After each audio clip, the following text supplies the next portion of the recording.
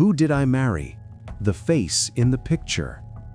It all began on the night of our wedding. When we got home, my wife was joyful, laughing with excitement. But just as we were about to get intimate, she suddenly stood up. "Babe, what is it?" I asked, confused. "Can't you hear my name? Someone is calling me," she whispered, her eyes darting around the room. But there was no sound, no voice. The house was completely silent. I checked every room, parlor, kitchen, bathroom, but nothing. When I returned, she was gone. Moments later, I saw her standing by the parlor doorway, but something felt different. Her scent was unfamiliar, too sharp. Her clothes had changed, tight trousers and a short skirt, the very thing she always hated. "Babe, I thought you hated these clothes," I asked cautiously. She smiled strangely. "I don't hate it. In fact, I love it." My heart sank. This wasn't the woman I had just married. That night, as I tried to sleep, she left the bed. I peeked and saw her holding something in her hand, mumbling strange words. Minutes later, she returned as if nothing had happened. The next day, I suggested we take a selfie together, hoping it would calm my mind. But the moment I raised the phone, she snapped. She slapped the phone out of my hand, and just before it hit the ground, I saw it.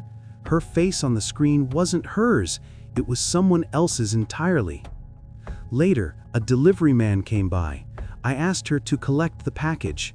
"Babe, please tell me your name so I can write it down," she said, pen shaking in her hand. I laughed. "Write it yourself." But when she finally wrote, the name on the slip was Daniel. My heart froze.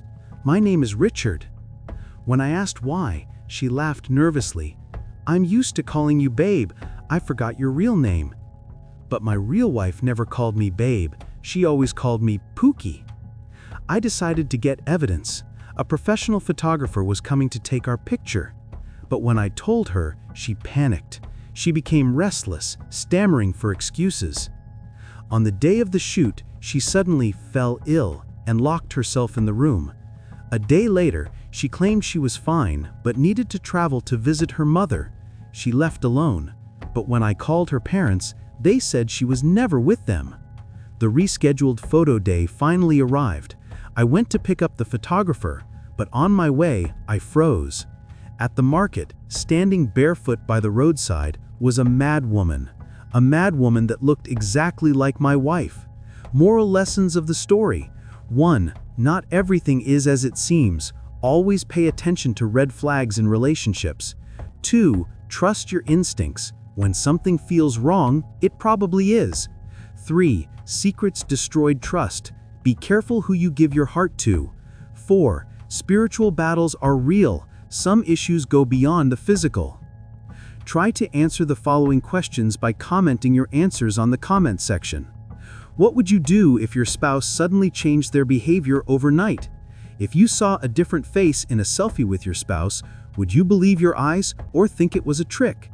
Would you ignore this as a mistake, or would you start investigating? Why do you think she was running away from the camera? If you saw someone identical to your spouse on the street, what would you do? Call to action.